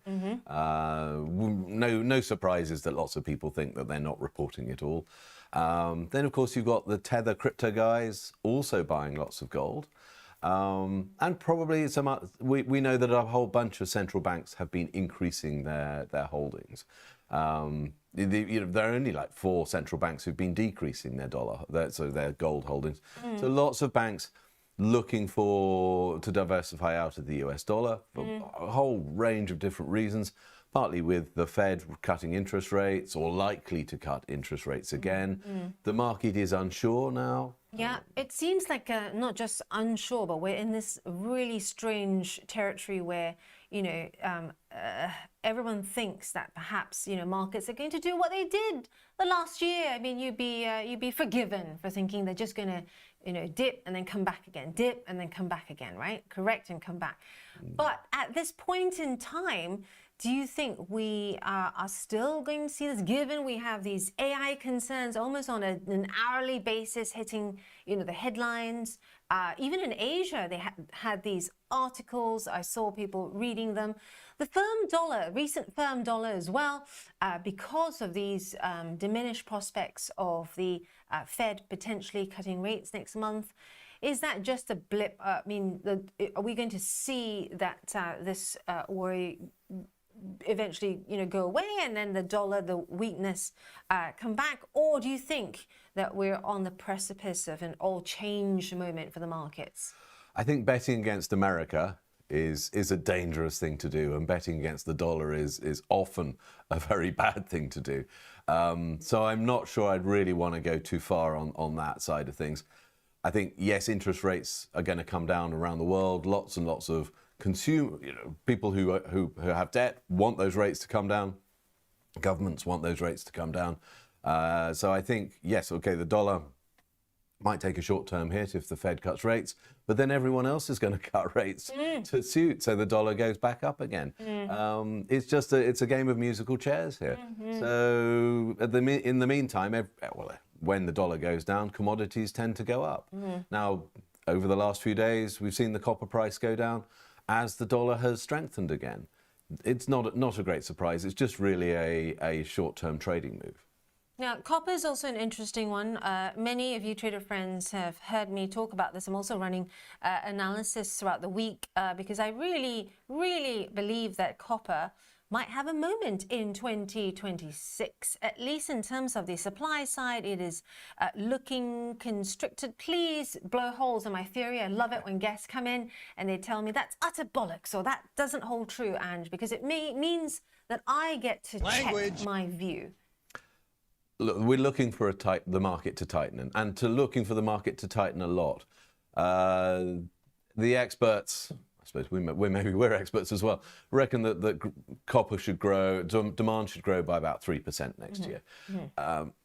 We certainly expect a deficit because this huge Grasberg copper mine in Indonesia, they suffered this mud rush where the style of mining is block caving, where you blow up all the rock, it's all shattered, and then you draw it out bit by bit down at a lower level. It all comes out through the draw points. The problem is it rains a lot in Indonesia. Oh, yes, it does. And they had a lot of mud that built up around the surface, and then it rushed in through the mine, unfortunately killing 5 people in the process. The problem now, talking to the real technical engineering experts in this, is all that mud might just glue everything together. If that glues together in the mine, that mine is not going to work again for quite a long time, if ever. Now, there are some smaller little mines around the main mine, so it won't be completely offline. But you're talking about something like 2 to 2.5% of global copper supply suddenly offline, Wow. not coming in. And we've got the smelters in China and And Japan. not only offline, but possibly glued offline forever. Exactly. For a long time. Exactly. Yes. You're really, really stuck. I mean, you couldn't even nuke this stuff because as soon as you blast it, the clay just absorbs the blast, so nothing really happens. No, I mean, nothing is shifting that in a hurry. All you can hope is that it stays wet enough and maybe enough water washes it through, and that's more of an environmental issue than anything else. So this is a problem, and there are likely to be problems at other mines in the world as they get deeper and more technical. We had a seismic event. I described it as an earthquake to someone yesterday. They said, no, it's a seismic event in one of the very deep Chilean copper mines. It's likely to carry on happening.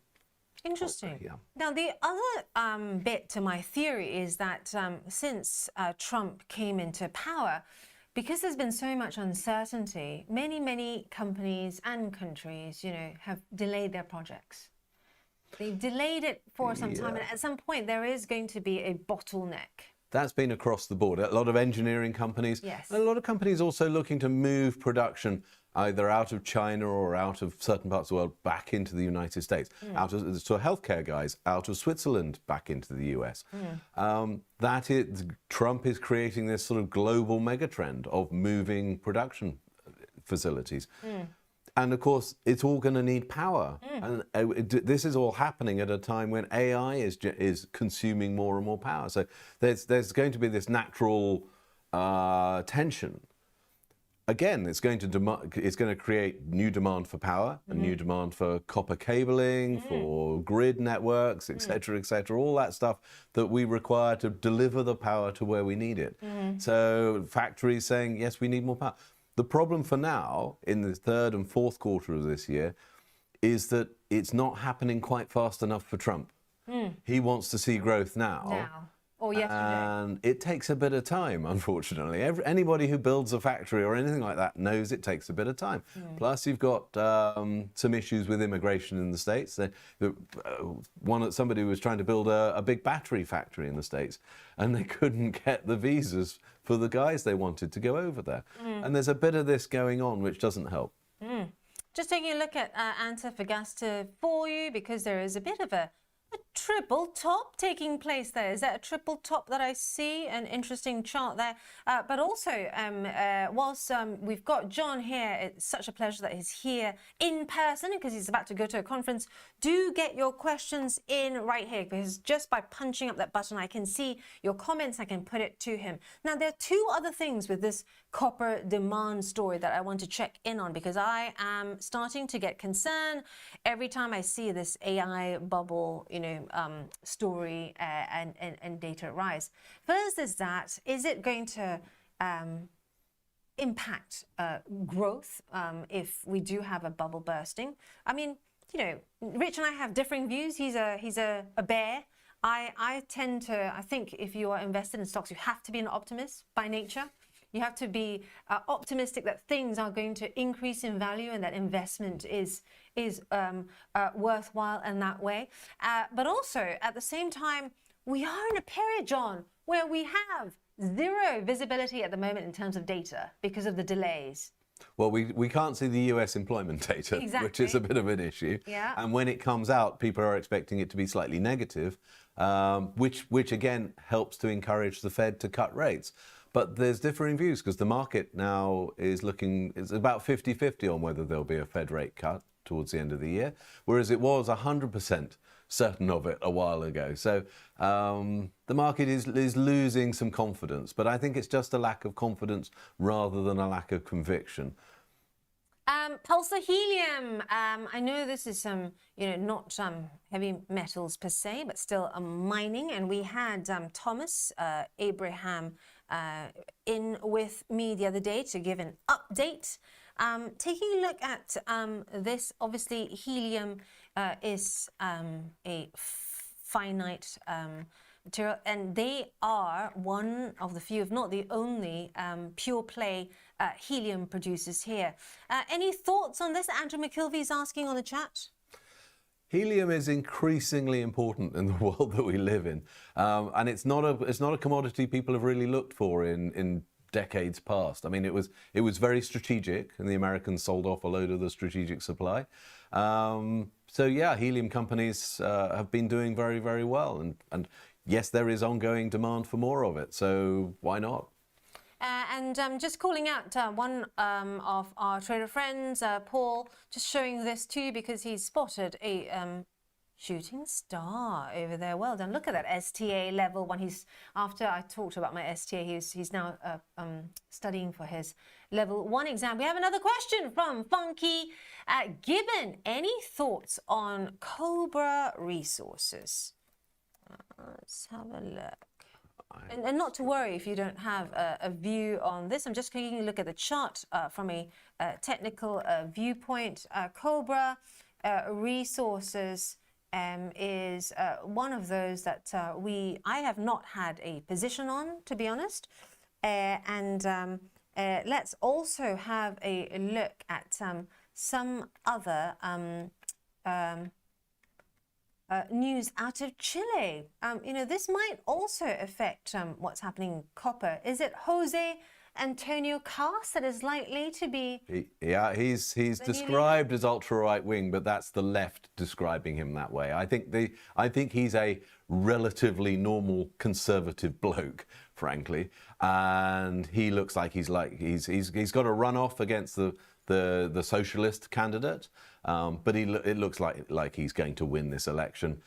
So this is Chile going from left to right. It goes from right to left and left to right, as much of Latin America does, and Latin America now is tending to become more conservative going forwards.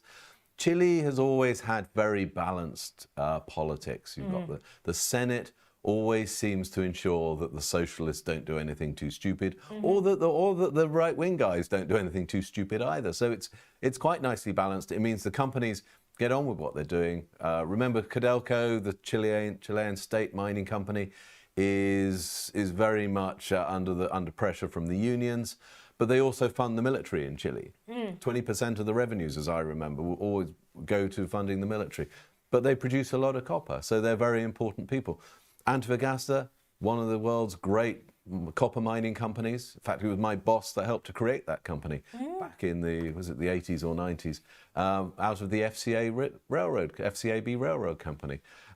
So the UK has been involved with railroads and mining in Chile for so many years, and Antofagasta is just a great manifestation of all that. Fantastic. Right. So we also have a question surrounding silver. Let's have a look at silver because we haven't looked at that very recently.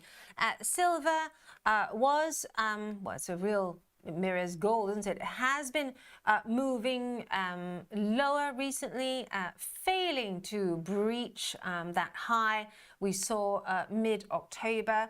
Also, keeping an eye on the ETF holdings data for you. This is as of last week, holding data for iShares Silver also rising there. The New York iShares Silver Trust, that is, rose 0.5%. This is the largest silver-backed ETF.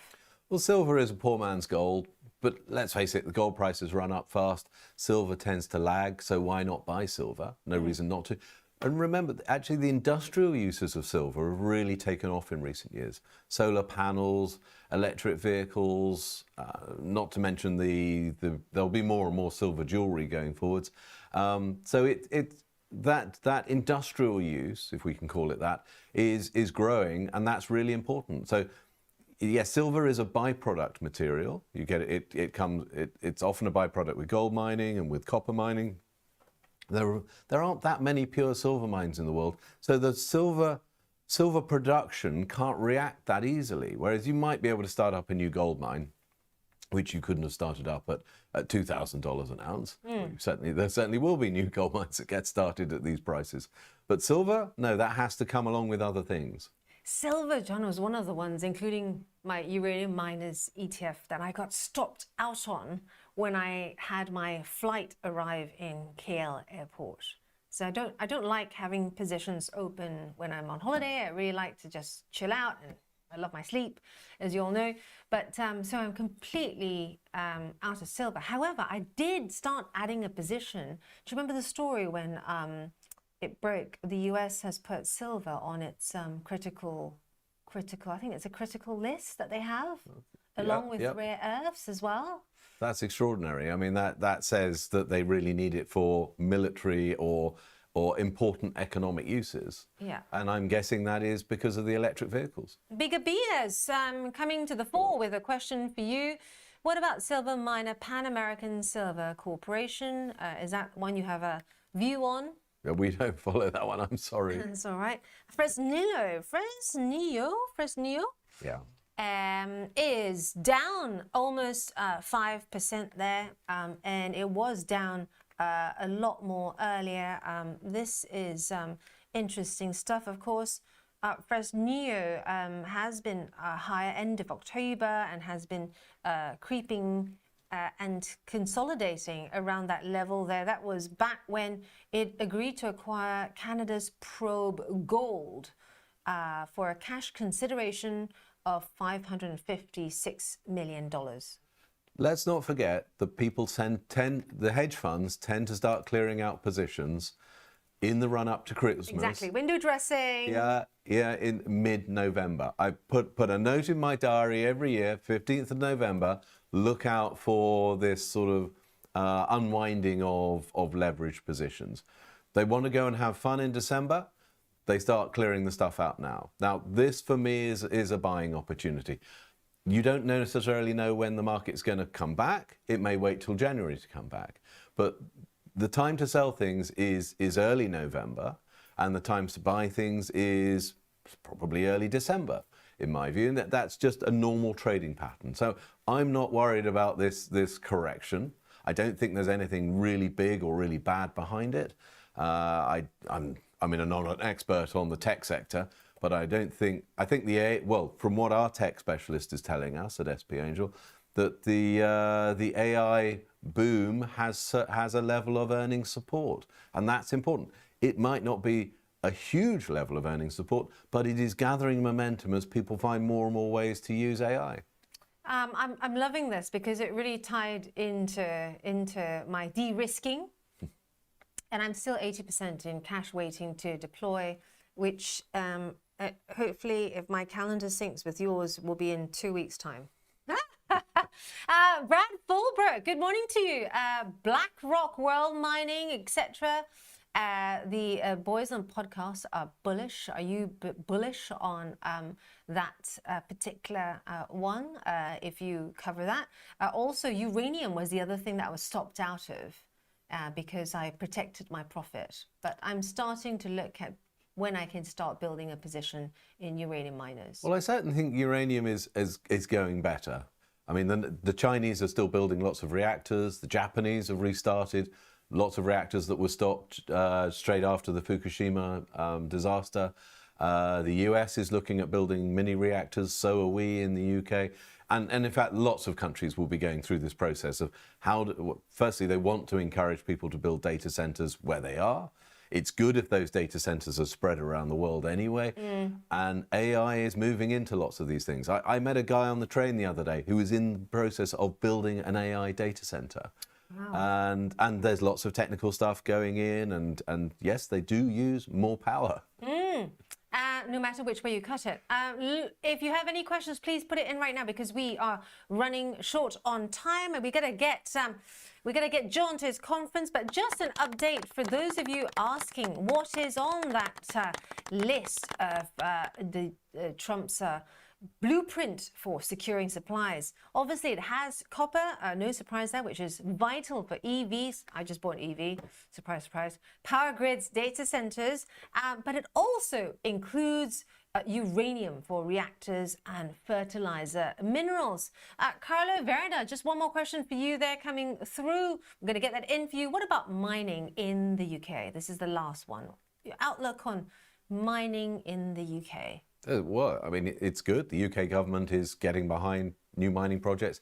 Cornish Metals, who we act for, they are a classic example. The National Wealth Fund has committed significant funds into that and is pushing that project ahead. So they have redesigned the project to some degree, and that means the capital cost has gone up, but so that they can expand it more easily going forwards. This is the important bit, is look at the way the new process plant is being developed, so that they can actually go from 5,000 tonnes a year of tin, which is pretty material in the tin market, to something more than that as they develop new parts of the old South Crofty tin mine, which I'll remind you is where I started my career as a student mining engineer many years ago.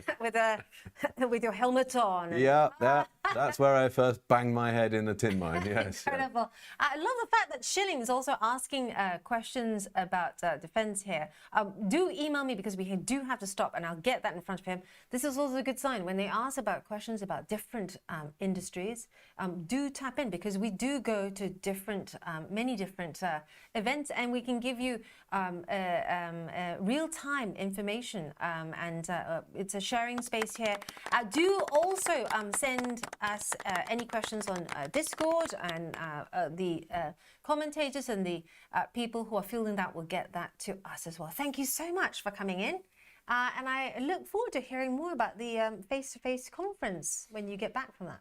Certainly. Right, stay where you are, because we have Rich coming up with the pre-market, and then I'll be back with, oh my goodness, we've got Julian Wheeler already waiting in the wings. So we will try and get Julian in the hot seat sooner for you.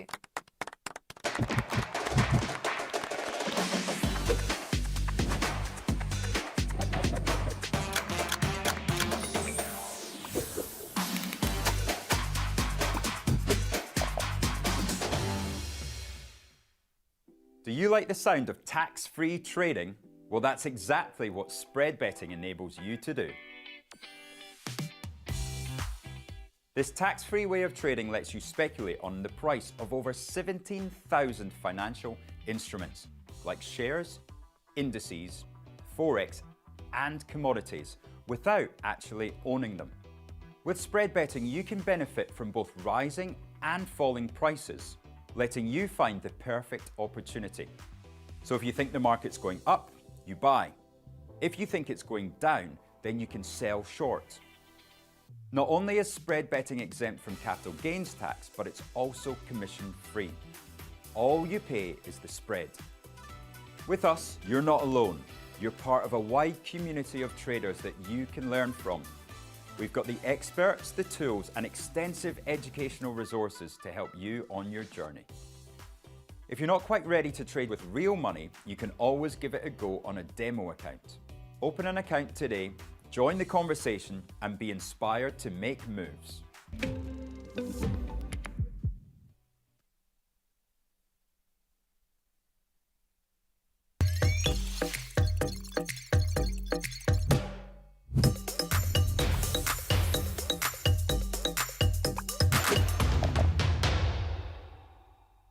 Welcome to The Art of Investing, a brand new podcast to help you achieve your investing goals. And I've seen at first hand the power of the wealth creation that one has been able to obtain from this industry. What we're going to do is we're going to put it into action by creating our own model portfolio. We're going to be talking about the big indices that are around the world, because that is probably some of the safest ways for you to invest your money. We need to bring this to everybody and help them then take control of their own investment story. Join me, Rich McDonald, and my co-hosts, Mark Spice Holden and Chris CJ Fellingham, every Friday when we bring you updates from the markets and insights from our combined 100 years of investing experience.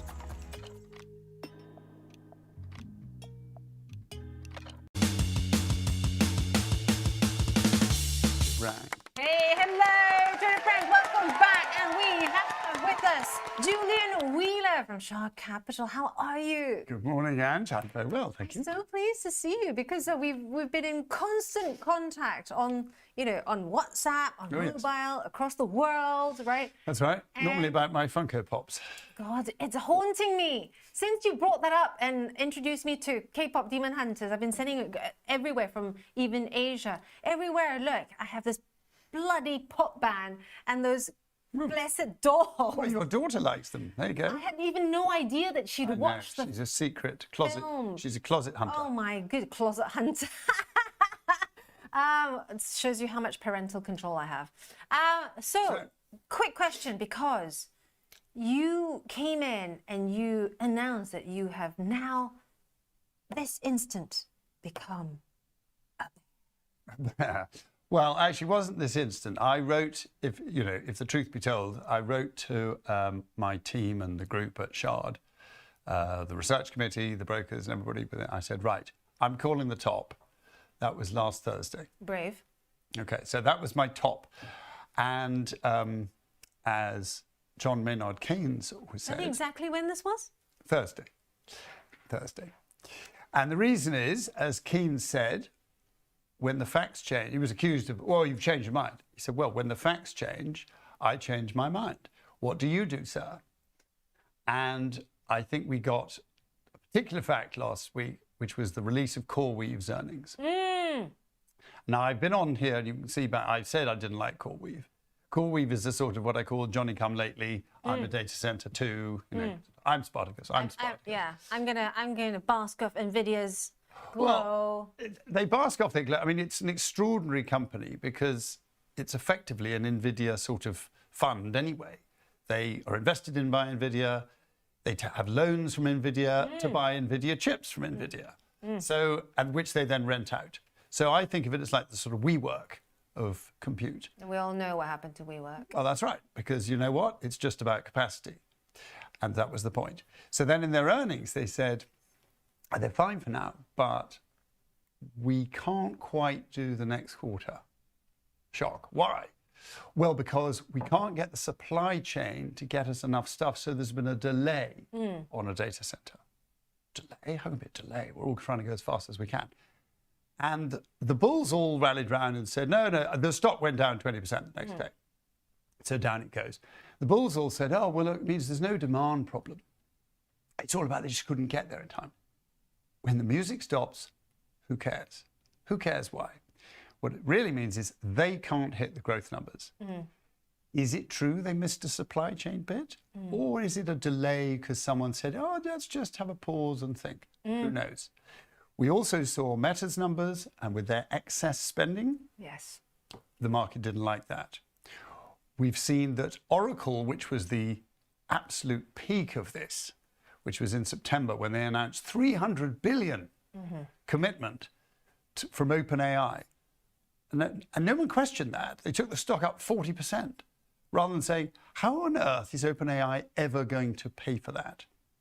And when I say the facts changed, I then got some information last week as well, which was a breakdown, a careful analysis of OpenAI's committed spending and their projected revenues. Now, if you go back in history and run the analysis, the most heavily spending company ever was probably at its peak Meta, which at one point was spending about 30% of revenue on CapEx. So if you allow OpenAI to do the same, to justify the amount of spending they have committed to, they've got to have revenues that are equal to the GDP of the United Kingdom. Nice. And now the chickens are coming home to They are. roost. So if you take that on board and then you start to say, well, wait a minute, maybe we've got ahead of ourselves here. And then you see CoreWeave saying, well, actually, we've got a delay, which means we can't grow as fast. That is the start of the train wreck. And these capital expenditure companies, all the way up to the person who's going to report day after tomorrow, NVIDIA, rely on the momentum of not just growing, but the rate of growth. As soon as the rate of growth slows, it's time to go. So for people who are saying, look, NVIDIA's not a bubble, it's not overpriced, they're forgetting one thing. It's a cyclical business. It doesn't grow to the sky. It just doesn't matter what you call it. here's something you might not know. How many times do you think Nvidia has halved when the music has stopped in its history as a public company? Do you think it's done that before? 50% down, from a high point, down 50% or more. It's done it 4 times. 4? 4 times. As many as 4 times? 4 times. So it did it in the dot-com, the end of 2000. It did it in the entire meltdown of the market in 2008. So you'd say, okay, fair enough. So did everything go down. But it also did it in 2018, halved. It did it in 2022, halved. And guess what? If you keep the track going, 2026, another half? Well, I don't know it's going to get cut in He's half. almost talking about a 100 TF cycle here. Every 4 years. Every 4 years. It's basically in time for the World Cup. Like we have a World Cup, you have an Nvidia halving. Nvidia halved in 18 because the Bitcoin craze came to an end. So everyone was using their chips for Bitcoin mining. Halved in 22 as we had a short-term tech optimization, they call it then. If you go back at all the stuff from Google and Amazon and Microsoft, they all said, we've done enough spending. It's rather like we've been piling up at the bottle bank. We've got loads of bottles, and now we had a whole load of returns. So we don't need to buy any more because we've had a load of returns. So we've got plenty, thanks. And that's what's going to happen to Nvidia. Now, is it going to happen this week? Yes, so that's my next question. Is it going to happen in precisely 48 hours? 48 hours. A bit more than 48 hours. Look, I can't promise you that. I've already got my dinner in to, I wait for the Jensen Huang presentation. Yeah, that's and it. all You're that. there. Yeah, I'm there. You got a black leather jacket like him too? No, I don't really like that biker look. But yes, apparently it's still all the rage and amongst his cult fanatics. So in the US, there are parties. There are parties that parties for I'm Nvidia invited earnings. to. Okay, look, to say that Nvidia, their earnings are going to be fine, right? They will not miss earnings. They might not even guide down. But if there's any hint that the gross margins have peaked, then people are starting to see the end. Now, why is this? Why is this?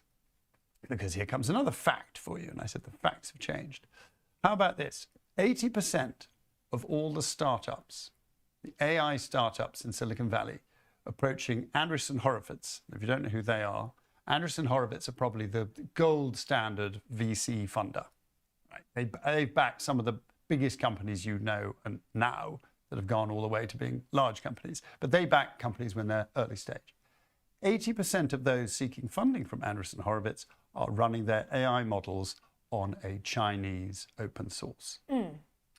Which is, I think if it's the same, yes. If I've read, it's the same data points. Not only is it cheaper, but they are running it faster because it's this open way. Why have one very expensive that's tool right. when you have lots of cheaper, smaller tools doing the same work? That's basically right. So what you've got here is America has raced, OpenAI has raced to build the best model.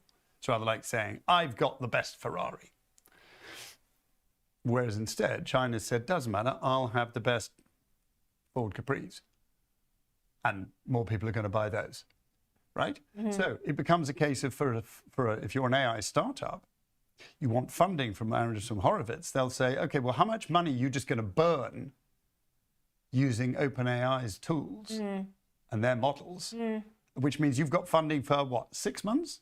Whereas the one who said, no, I'm on the Chinese open source. I can do it really cheap. I can have it specified for me. I can tailor it for my business. Their funding will last 5-6 times as long. We've got a question in from James Bennett as well. The facts also changed when Meta sold off. That's right, we spoke about this. Despite good earnings, they also delivered the same CapEx guidance as the prior quarter.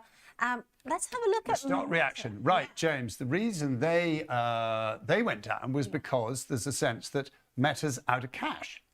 Meta's free cash flow has taken a huge hit. I mean, let's be honest. The amount of money they've burnt on things like the metaverse. Well, this is what he did before. When they collapsed previously, Meta was spending all this money on his metaverse thing, which, I mean, frankly, that was a waste of money, wasn't it? I mean, what's he got to show for that? Nothing. Absolutely nothing. That ridiculous game that nobody wanted to play. And it finally took the shareholders, letters from the shareholders, big shareholders, to say, you've got to stop this. You've got to get real. Now, just before I say the entire market's going to implode, it's not, or it doesn't have to. it will implode as much as people want to take their money out. Now, what I'm hoping is that people will say, we've run that train far enough. Let's move to some other stocks. Some other stocks that were down. We've talked about cheap, high dividend paying stocks. There are healthcare, oil stocks. Yes, Pfizer's coming back up. That's one you were talking about. Pfizer will go up. Ago. Let's have a look at Pfizer. Also good dividend stock here. 7% yield. Yeah.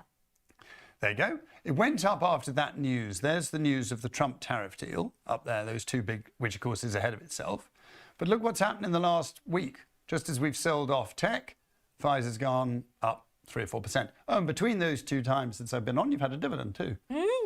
So you've had nearly 2% dividend plus about 6% share price. And I was watching some healthcare ETFs as well yesterday. They seem to be doing quite well.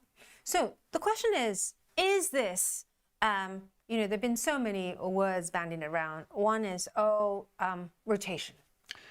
The next is reallocation. Oh, okay. Okay? Is it a difference? And then there's a third camp here who, and there are clients as well, who said, well, our cost base for NVIDIA, because they've been in so long, is very low. And so they're going to stick with it. Because of what? The tax implications of selling it? Yes.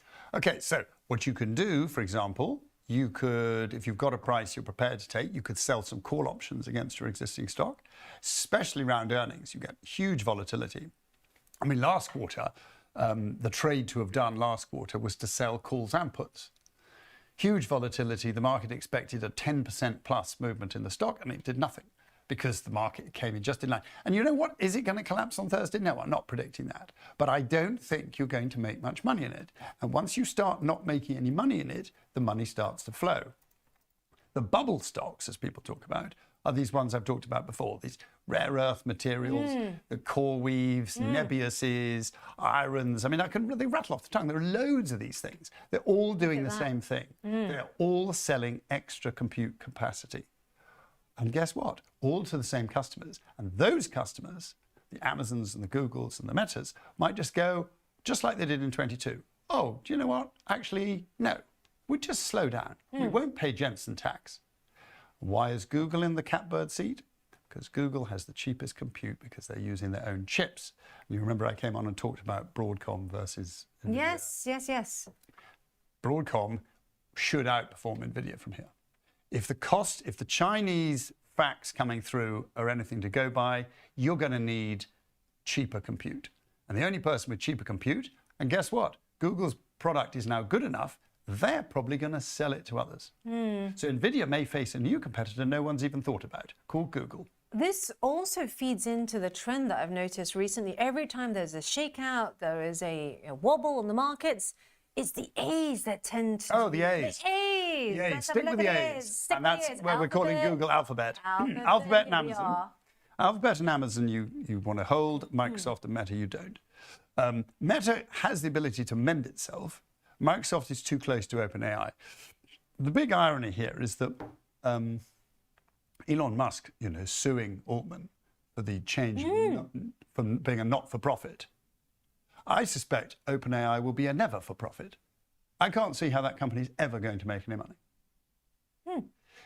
The very top of the market, we often say, is made by, the absolute top of the market is made by normally a big IPO. It was Coinbase in 2021, which came way too high, just as Bitcoin was collapsing.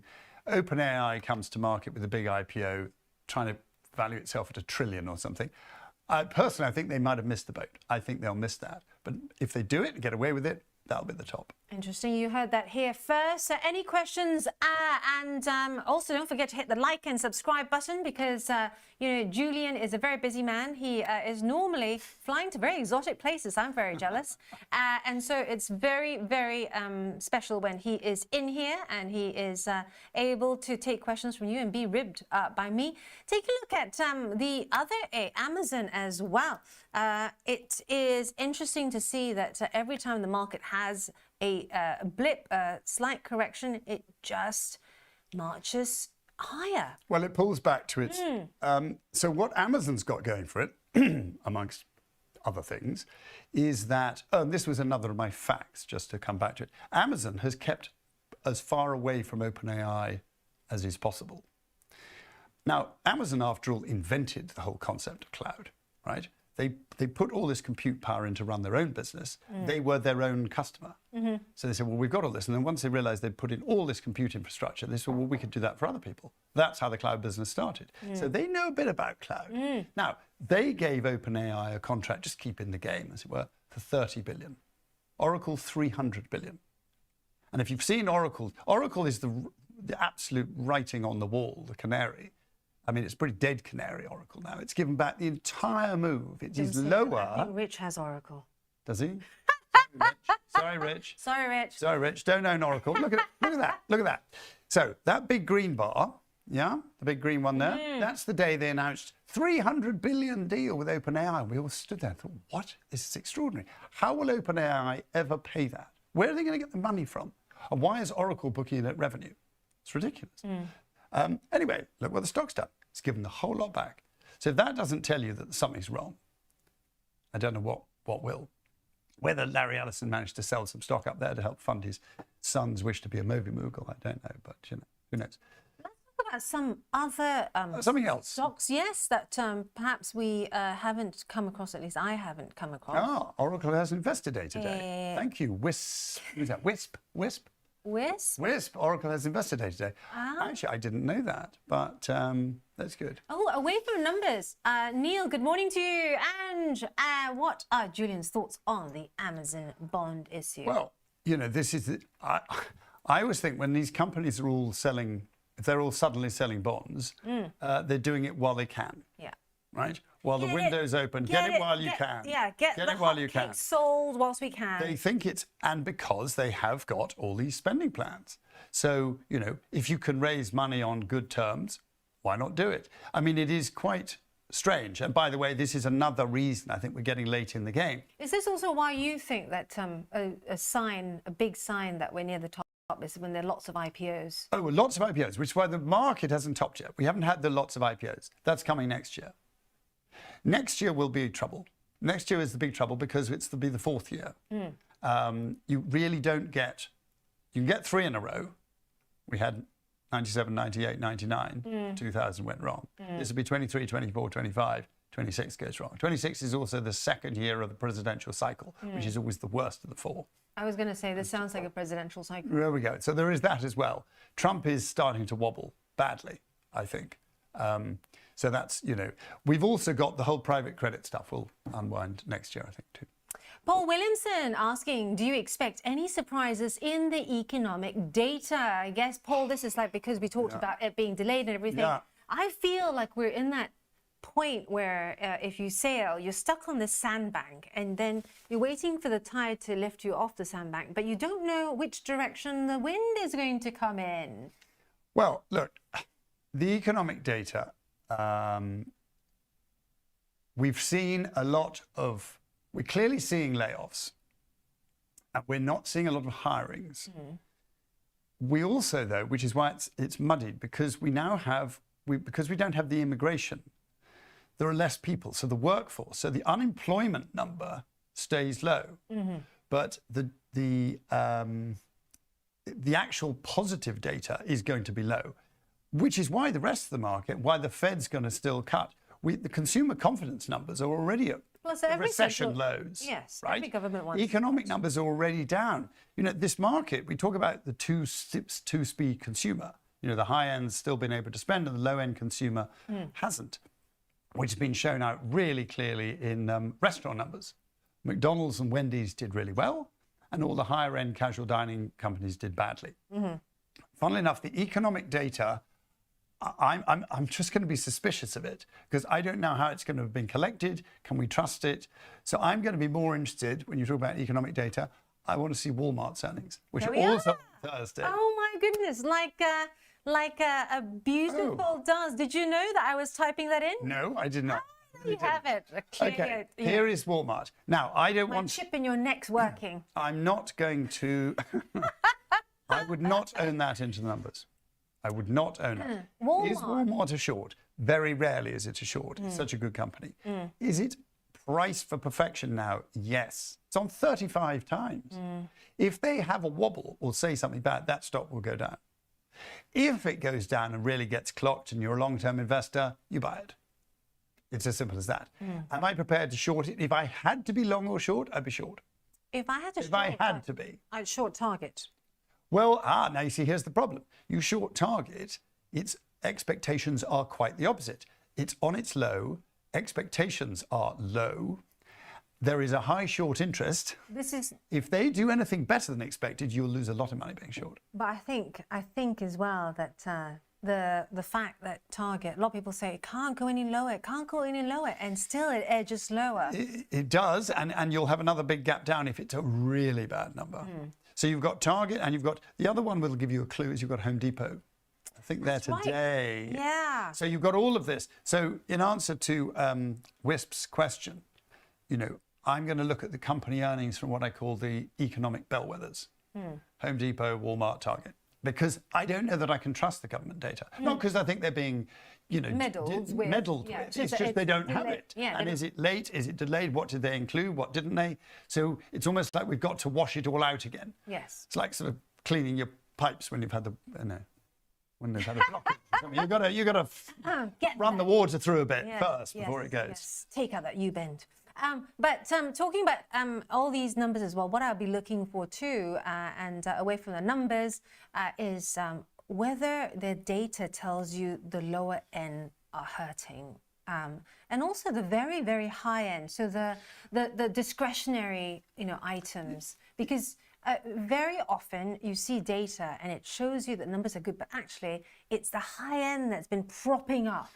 Well, the high end is now responsible for something like 30% of the spend. The top 10, or it's something ridiculous, like the top 3% are responsible for 10 and the top 10 are responsible for 40. I mean, it's something hugely skewed. And the top of the market's fine, while the stock market's fine. Yeah. And it's a bit like the stock market. When it happens suddenly. Ah, well, that's the title of my, now, shameless plug, if I may. I'm going to get a shameless plug in here. I write a monthly piece, which is called Over the Pond. And you can find these Over the Pond on our Shard Capital website. I've written 12, and slightly ominously, the 13th I'm just about to release, which is called Gradually and Then Suddenly. And do you know what that refers to? I thought you were talking about how Angeline drinks her espressos in the morning. I've had one today. Gradually and Then Suddenly is a line from Ernest Hemingway's The Sun Also Rises. And in it, there's a character called Mike Campbell. And he's asked, he'd bankrupt. They see him. He says, how did you go bankrupt? And he says, gradually and then suddenly. Well, that is what's happening here. We've been gradually, as Oracle's gone down for 2 months. It could be suddenly if NVIDIA really falls apart. We've been seeing the destruction of some of these wannabe neo clouds, as they're called. But the real suddenly is if my private credit thing, which is the other thing I'm highlighting, if that goes wrong, that will be sudden. And here's a bit about suddenly. I'll give you a new example this month. Renovo Home Partners. Okay. Another bankruptcy. This happened. Home improvement company went bankrupt. So what? So this. BlackRock. Now they're fairly reasonable, you'd say. Experienced, solid investor, should know what they're doing, plenty of analysts. It's only the largest asset manager in the world, right? So they've said, okay, we're going to call our loan to them 0. They're valuing it at 0. Guess what it was a month ago? 100%. Wow. So last month, it was money good, no distress, nothing at all, 100%. And this month, 0. That's what we call suddenly. It's literally like, it smells a bit like, pass the parcel. Everything's going fine. Absolutely. Until you're the one left holding. You're the one holding the bomb. Now, this is why, look, I talked to you on here before about retail having such a control of the market. And retail can stay in until the last moment. Exactly. Because it can pass the parcel. Yes. Yours. Yeah. Yours. An institution is up against its peers. It's up against the benchmark of the index. So you can't sell early because if it carries on, you go, I'm behind the index. That's my job gone. Right? We've talked about this before. I promise you, this matters. It's also why the likes of NVIDIA will go down, because people will ultimately sell what they can sell. Not what they want to sell, they'll sell what they can. And they'll probably sit on the Nvidia that they bought years ago at a low cost base. Well, yes and no. I mean, they'll if they think it's going down, they will know what I know, which is this stock can halve. Has done 4 times before, only just 3 years ago, halved. So it can happen again. It can happen again. Interesting stuff. Well, we won't have long to wait because we will have Nvidia's earnings on Thursday night. 48, just over 48 hours. Just over 48 hours. Pratap saying thank you and saying great session there. R-Sachs, I will get that question in front of Julian and email you because I've got your email. Also, Shoals, just a quick update. Davy J100, any update on Shoals? Oh, Shoals. Sorry, yes, Shoals, quite right, because I talked about Shoals. The earnings were great. Their forecast was great. The conference call was great. Everything they're doing is great, but I'm afraid they are caught up in this market for the time being. So they've come off the top, and there they are. They will, I still think, do fine over the next year to 18 months. We are currently in a tech sell-off, you know, and it was the fact that, you know, one of my said, what did the facts change? Shoals went down on good numbers. When things start going down on good numbers, then I go, you know. And most however, I still own it, and but it's a buy as it comes in because, you know, I want to own that stock for a couple of years. Right, and we have got a quick update as well, because this is, of course, not financial advice. Here, it's people sharing their opinions. Make sure that you have your, you know, risk reward and your stops put in place, and also a brief but very important thing to remember, because it's always good to understand what is changing in the market, and that is those uncorrelated assets, Julian, like, you know, gold, like commodities.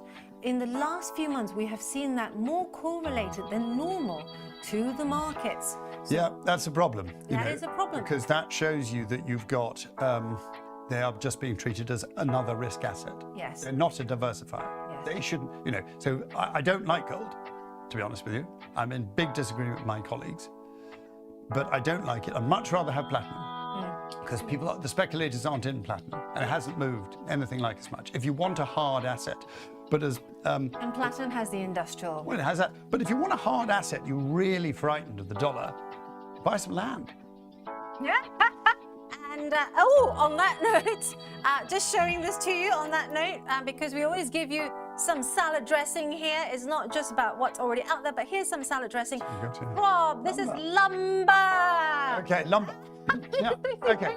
I'm just going to show you this because there's a what looks to be a. I'm going to show you another line too. Well, you give me a double bottom here. Yeah.